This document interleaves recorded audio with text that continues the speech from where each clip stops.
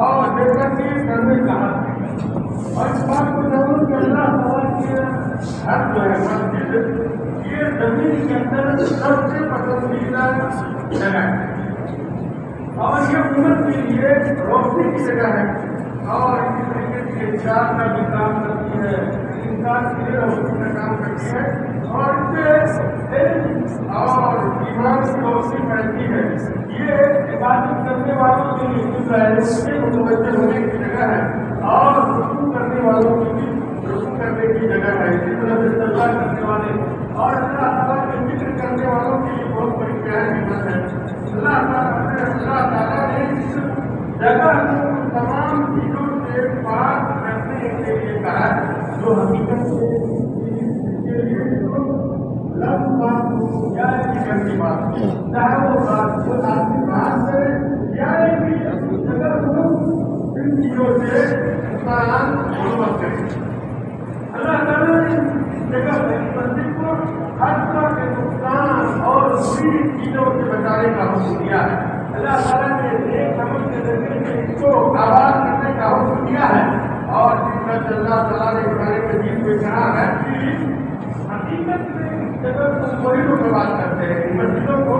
وہی لوگ آباد کرتے ہیں جو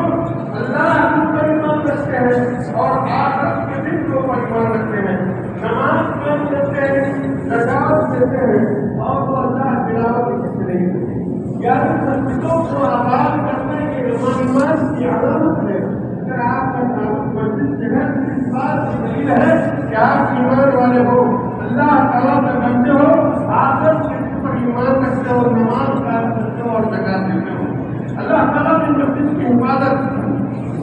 اور اس کی جگہ پر اور اس کے اہتمام کرنے اس کے اندر خوشبو لگانے وہ عجیب عبادت اور اللہ تعالیٰ کی قربت اور اللہ تعالیٰ کے اندر سے فرما برداری کا سبب بنایا ہے اور اس کے اوپر اللہ تعالیٰ نے بہت ہی بڑا جواب رکھا ہوا ہے اور جو انسان اپنے دل کو مسجد سے جوڑ کے رکھتا ہے اللہ تعالیٰ کے عرش کے سائے میں کوئی انسان ہوگا قیامت کے دن جیسا کہ حدیث میں بیان کیا گیا ہے اللہ تعالیٰ کا جو ایک گھر ہے حقیقت میں اس بات میں محتاج ہے یعنی محتاج ہے کہ آدمی کی رعایت کرے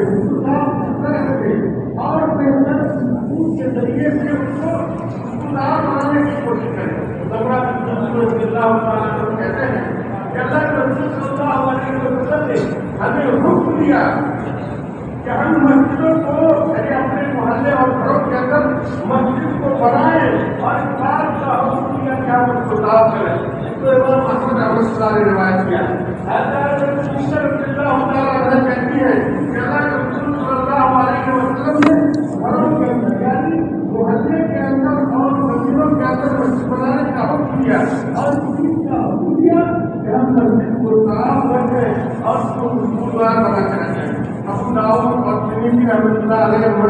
روایت کیا ہے اللہ تعالیٰ کے بندو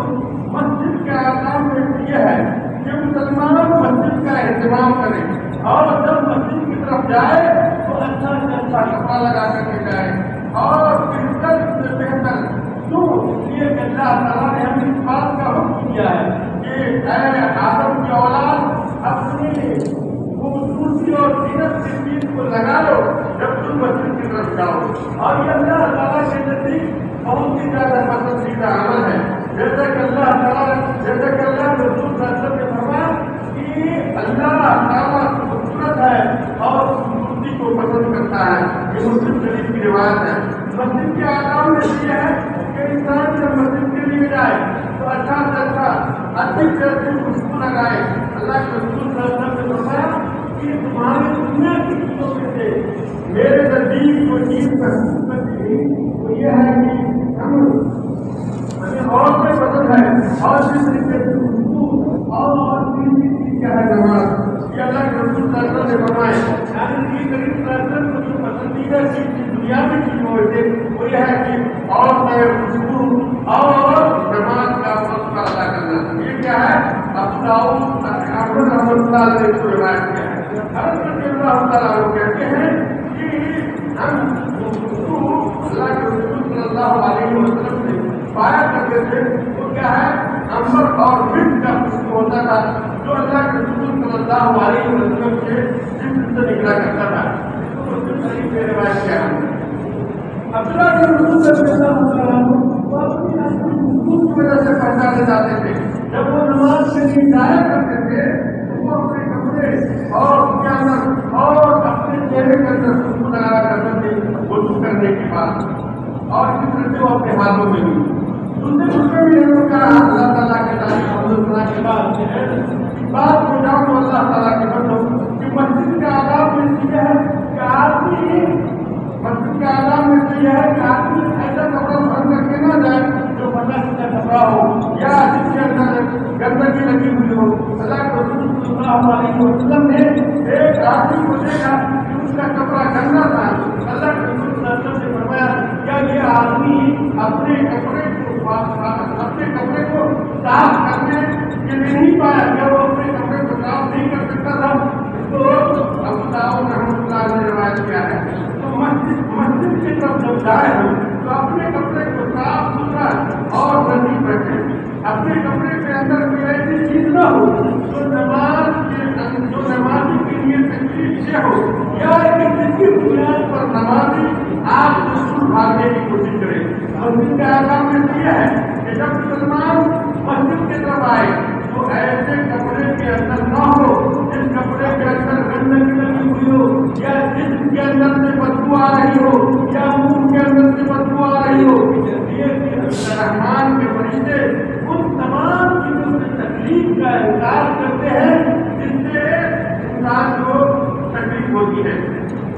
اس لیے میرے بھائیوں جب نماز کے لیے جاؤ تو اپنے جسم کے اندر کوئی ایسی چیز لگا کے نہ جاؤ جس سے لوگوں کو تکلیف ہو. مسجد کے اندر لہسن کھا کر کے یا پیاز کھا کر کے یا سگریٹ نوش کر کے کبھی طور پر نہیں جاؤ. یہ ان چیزوں کی بدبو جو ہے دوسرے انسان کو تکلیف دیتی ہے, اور اس سے اللہ کے رسول صلی اللہ علیہ وسلم نے منع فرمایا کہ جو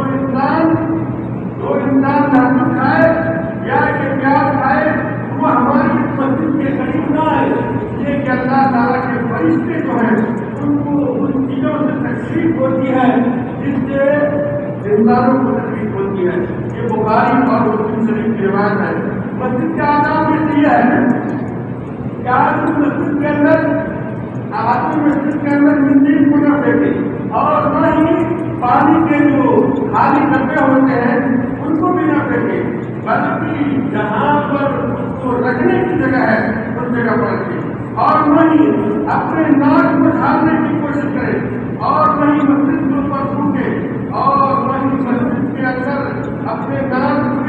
صاف کرے جس سے دوسرے لوگوں کو تکلیف ہو. اگر کسی انسان نے مسجد کے اندر اس طرح کا کام کیا جس کی بنیاد پر مسجد کے جو فرش ہے اس کو اگر کسی طرح کی کوئی گندگی لگ جائے تو ان کو چاہیے کہ ان کو صاف کرے اور اللہ تعالیٰ سے معافی مانگے. بعض لوگ ایسے ہیں تو اپنے ناکوں کو صاف کرتے ہیں کپڑے یا مٹی کے ذریعے سے, اور اپنے ناکوں سے ایسی آواز نکالتے ہیں جو دوسروں کے لیے تکلیف دہ ہوتی ہے, یا اس کے بغل میں جو لوگ ہوتے ہیں ان کو گھن لگتی ہے. تو انسان کو چاہیے کہ ان سے بچے, اور یاد رکھو کہ یہ مسجد کا آداب ہے جن کو اپنانا, اور یہ جن کو اپنانا مسجد میں آنے والوں کے لیے ضروری ہے. اور یاد رکھو کہ اللہ تعالیٰ کی دھرتی عظمت کو برقرار رکھنے کے لیے ان آداب کے اوپر اور ان چیزوں کے اوپر عمل کرنا ضروری ہے جو آپ کے سامنے بیان کی گئی ہے. کہ بھائیوں مسجدوں کی عزت کیا کرو, اس کا اہتمام کرو, اس کا حق ادا کرو, اور اس کی صفائی ستھرائی کا اہتمام کرو. اس کے ذریعے سے اللہ تعالیٰ کی